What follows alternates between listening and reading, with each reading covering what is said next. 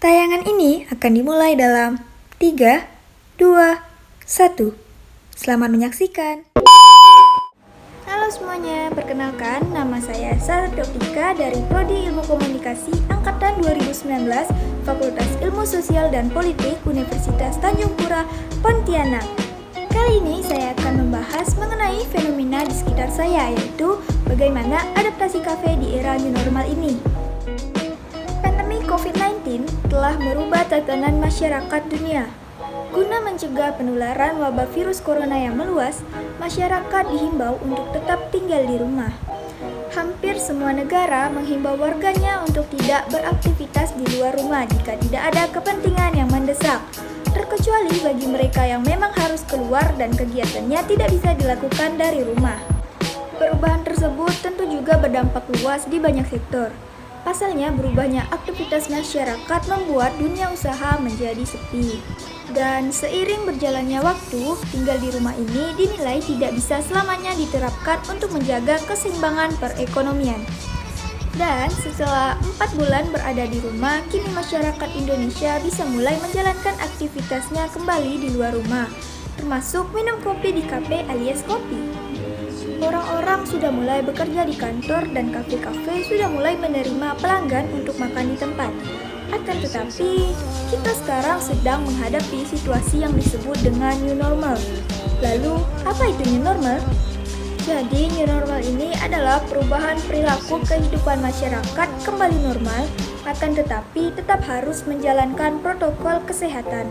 Meskipun aktivitas di luar rumah sudah mulai berjalan, ada aturan-aturan baru yang harus dipenuhi. Salah satunya adalah aturan new normal untuk kafe. Kementerian Perdagangan telah menerbitkan surat edaran mengenai standar operasional di sektor perdagangan pada masa kenormalan baru.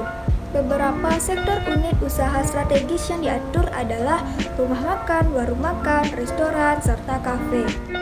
Dari surat edaran tersebut menyebutkan terdapat beberapa protokol kesehatan yang utama. Yang pertama adalah mencuci tangan. Penyediaan tempat cuci tangan dan sabun di depan gerai sudah seharusnya dilakukan, karena mencuci tangan memiliki peran penting untuk menjaga kesehatan dan untuk memutus rantai penularan virus corona ini. Contohnya saja dalam kehidupan sehari-hari, mencuci tangan sudah harus dibiasakan, apalagi dalam menerapkan aturan new normal untuk kafe. Jadi sebelum maupun setelah masuk ke dalam kafe, lebih baik kita mencuci tangan dahulu untuk menjaga-jaga. Yang kedua yaitu menggunakan masker. Kita dianjurkan untuk menggunakan masker saat perjalanan dan saat berada di area umum, seperti pasar, tempat ibadah, maupun tempat olahraga. Sebab menggunakan masker adalah salah satu protokol kesehatan yang wajib dipatuhi untuk mencegah penularan COVID-19 ini. Apalagi saat ini sudah banyak orang yang menjual masker dengan berbagai model berbahan kain dan dapat digunakan kembali. Yang ketiga adalah jaga jarak. Jaga jarak atau social distancing ini dapat mengurangi resiko penyebaran wabah corona. Sebab melakukan interaksi bahkan bersentuhan dengan orang lain bisa menjadi salah satu penyebab penularan wabah tersebut. Jaga jarak ini dapat diterapkan dengan mengatur jarak antrian pengunjung paling tidak 1,5 meter dan menerapkan pembatasan jarak pada saat melakukan transaksi pembayaran di kasir paling tidak 1 meter dan paling banyak 5 orang. Selain dari 3 protokol kesehatan yang utama tadi, terdapat beberapa tambahan protokol kesehatan yang dapat diterapkan di berbagai kafe. Di antaranya adalah yang pertama adalah mengecek suhu tubuh di pintu masuk. Melakukan screening awal untuk memastikan suhu tubuh seluruh petugas, pengelola, dan pramusaji di bawah 37,3 derajat Celcius, sebagaimana telah ditetapkan oleh World Health Organization atau WHO. Dan yang paling penting adalah melarang masuk orang dengan gejala pernafasan seperti flu, batuk, dan sesak nafas untuk mengurangi resiko penularan. Yang kedua adalah menggunakan face shield dan sarung tangan. Penerapan pola hidup yang baru tidak hanya ditujukan untuk pelanggannya saja. Pegawai kafe pun juga harus menerapkan protokol new normal untuk kafe. Salah satunya yaitu menggunakan face shield. Face shield memiliki cakupan perlindungan yang lebih luas dibandingkan dengan masker. Sedangkan sarung tangan bisa digunakan untuk mencegah kontak langsung antara pegawai dan peralatan makan sehingga kebersihannya pun bisa lebih terjaga. Yang ketiga adalah membatasi jam operasional. Penerapannya seperti kafe hanya bisa beroperasi dari pukul 6 pagi hingga 8 malam. Untuk tamu dine-in atau makan di tempat hanya boleh hingga pukul 6 petang. Setiap pengunjung hanya boleh makan di tempat selama 60 menit atau 1 jam saja. Yang keempat, membatasi jumlah pengunjung maksimal. Menerapkan penerapan sirkulasi dan jumlah pengunjung maksimal 40% dari jumlah kunjungan pada saat kondisi normal, dengan menerapkan kontrol yang ketat di bagian pintu masuk dan keluar. Selain itu, dengan mengatur posisi antara satu meja dengan yang lainnya diberi jarak. Dan setiap satu meja hanya disiapkan 2 kursi yang saling berhadapan. Yang kelima yaitu menjaga kebersihan lokasi dengan disinfektan. Menjaga kebersihan lokasi berjualan dengan menyemprotkan disinfektan secara berkala, termasuk sarana seperti toilet umum, tempat pembuangan sampah, dan tempat parkir.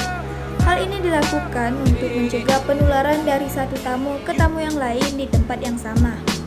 Yang keenam atau yang terakhir adalah mengutamakan transaksi pembayaran dengan non-tunai.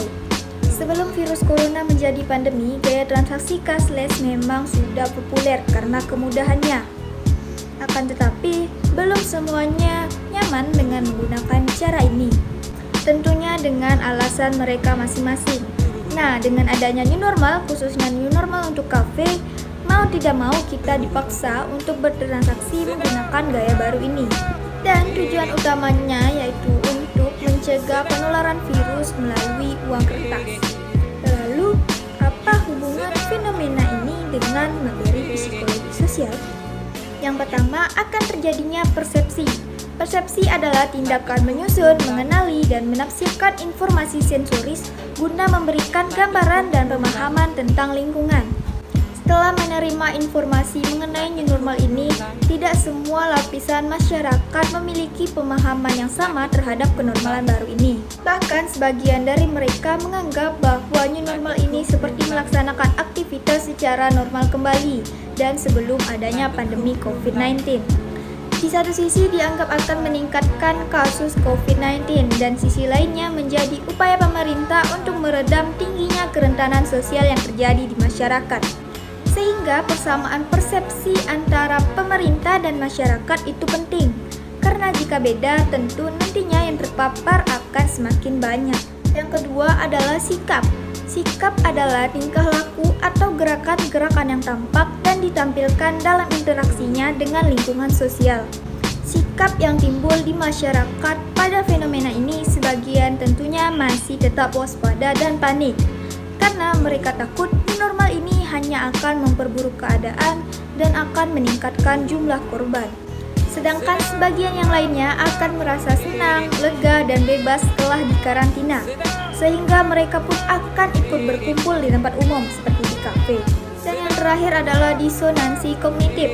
Disonansi kognitif adalah sebuah teori dalam psikologi sosial yang membahas mengenai perasaan ketidaknyamanan seseorang akibat sikap, pemikiran, dan perilaku yang saling bertentangan, dan memotivasi seseorang untuk mengambil langkah demi mengurangi ketidaknyamanannya tersebut. Contoh disonansi yang terjadi yaitu pada saat seorang individu yang awalnya menahan diri untuk tidak keluar rumah selama beberapa bulan karena kecemasannya terhadap virus ini.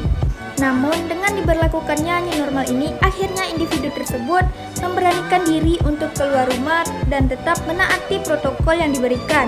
Dan akhirnya ia pun mampu melawan kecemasannya tersebut.